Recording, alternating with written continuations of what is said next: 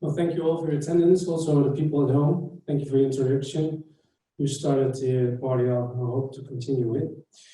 My name is Kamil Kuijpers. I'm actually a physician in rehabilitation medicine, so it's a different definition.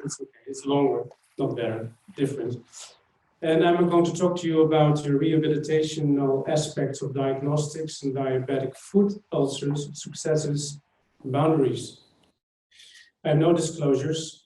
The content is twofold. First of all, I'm going to talk about how to get a roadmap in treating diabetic foot ulcers, and it consists of the analysis of the ulcer cause. How did you get a wound?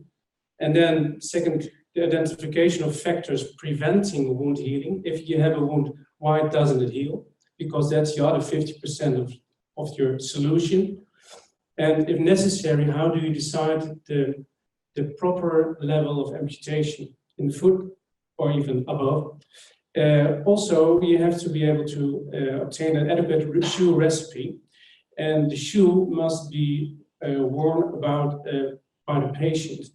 And I must say that although you have a good analysis and the operation technique is good, if the patient comes with, in the end, with a foot who is not shoeable and he will not even wear a shoe, we all fail.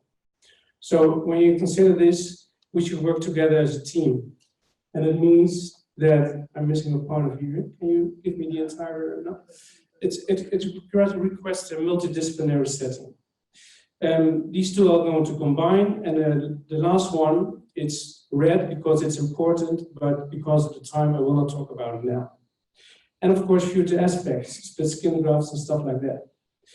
Okay, analysis of the ulcer cause. Like I already said, when you know what way the wound started, you already halfway there. Because when you see a person like this and he has a wound, you would like to ask yourself, is it from outside? This guy even had a bolt in the shoe, that's what you sometimes see.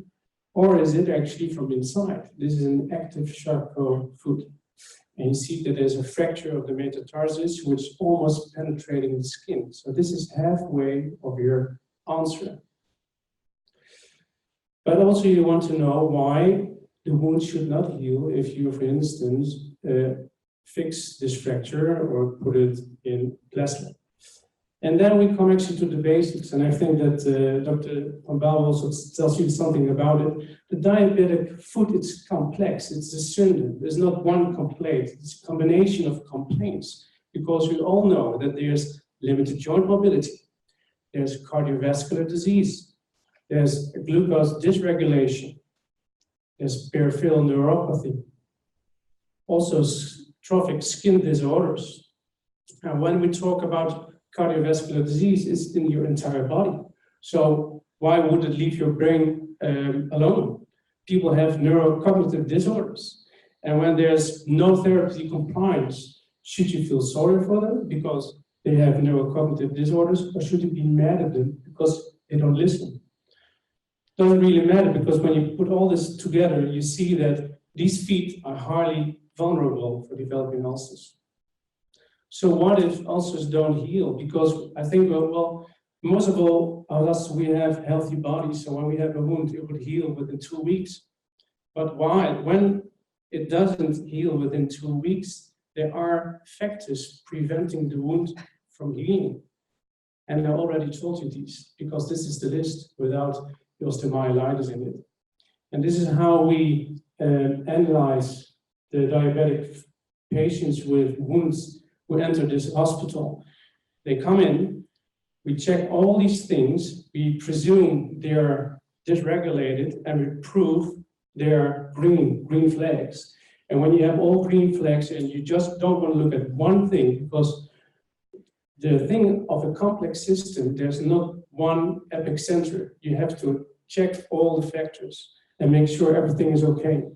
And if everything is green, the wound should heal. Well, it usually heals. And you have to keep in mind that a chronic ulcer is not a diagnosis, it's a consequence. What is the cause and why doesn't it heal? Next thing is talking about the proper level of amputation. But before I want to talk about that, I have to tell you something else, because what if people also have major gait problems? A lot of people have comorbidity in the posture and locomotor system. They don't just have diabetes. A lot of people have another neurological disorder like brain damage, or they have spinal cord injuries. They can also have diabetic feet.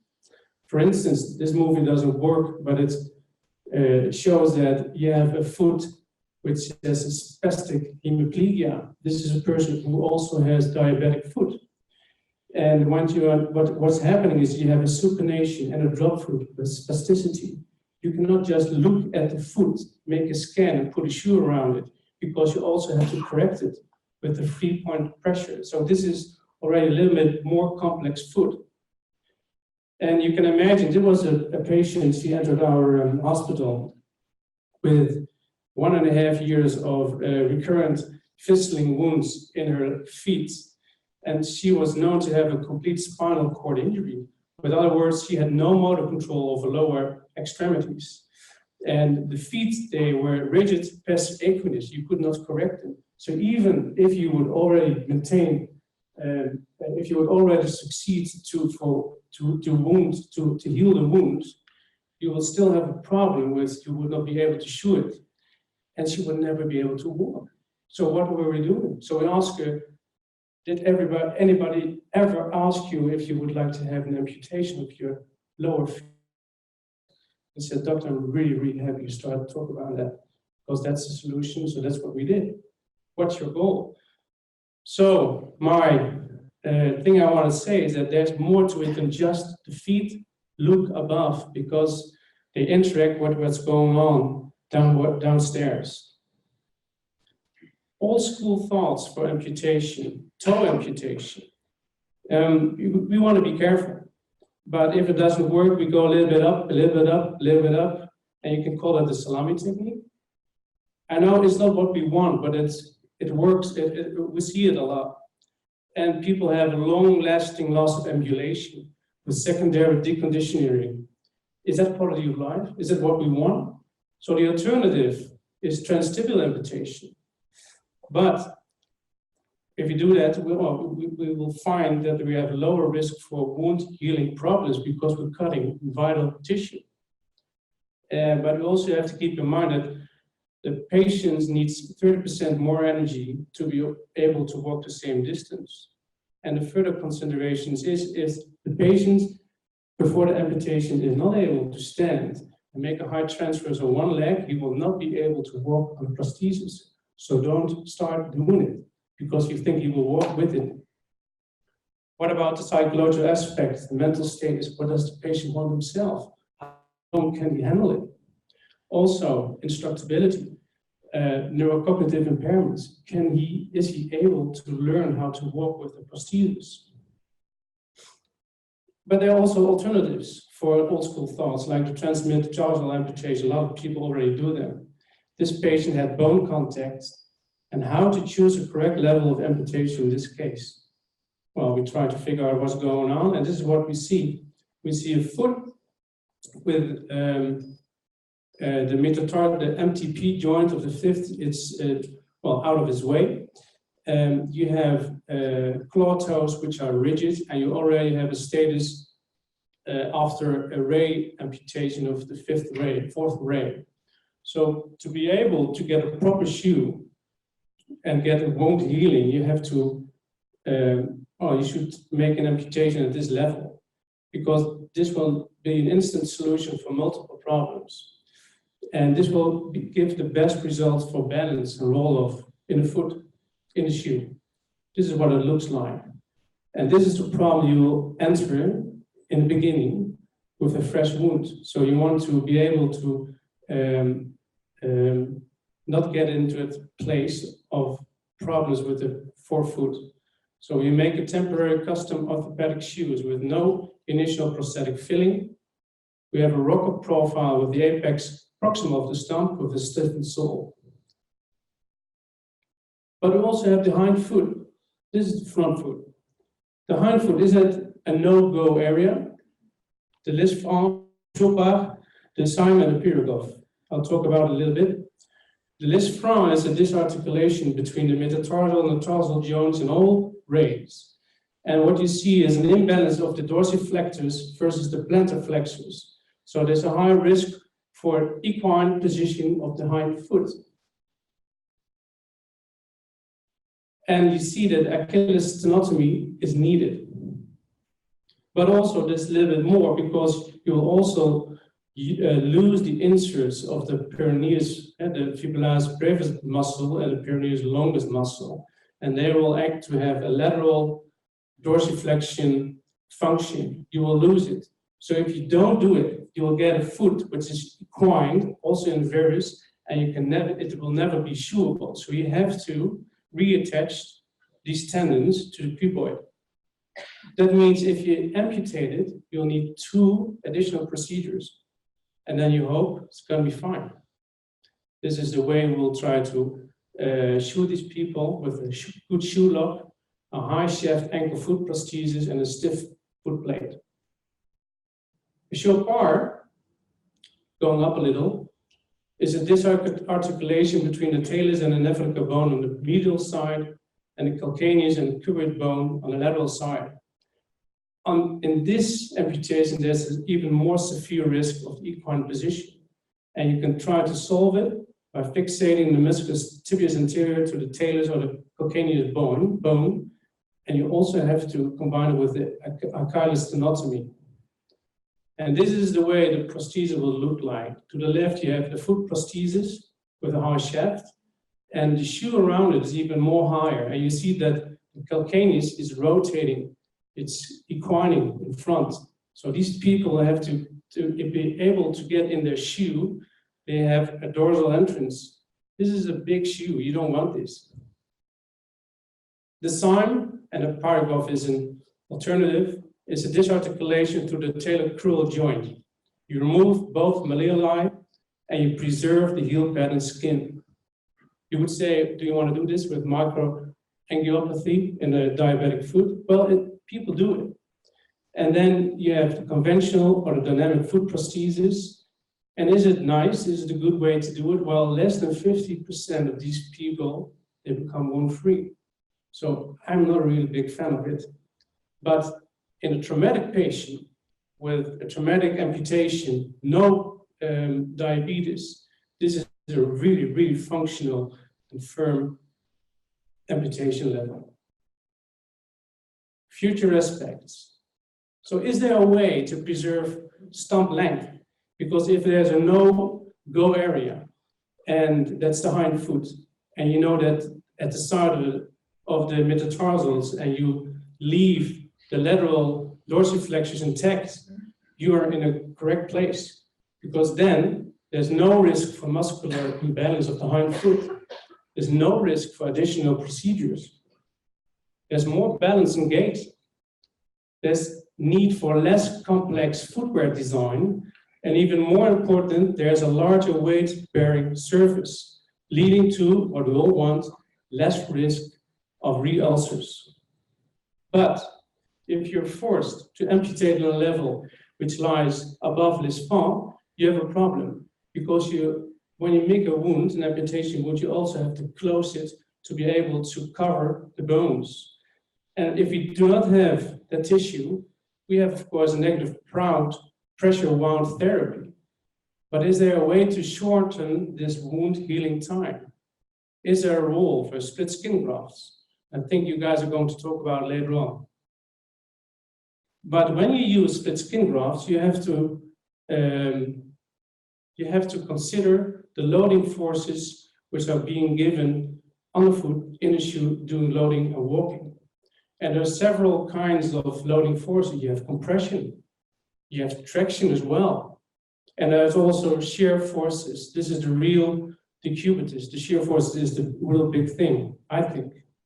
And there are ways for inspection. We can look very simple at the plastizoid memory foam of the insert, what's going on there. You can also measure it.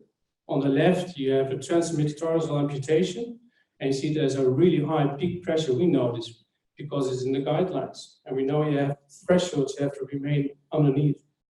But there's another really simple old school way. Every patient has a wooden last or plastic or whatever, And people make foil fitting shoes out of it. And if you want to look what's going on the dorsal side, you can just put them around the shoe, let people walk around and see what's going on. So I hope, because I talked about a lot of issues, I think, in a short time, I've given you some food for thoughts you can use in a discussion later on how to increase self using interdisciplinary strategies. Thank you.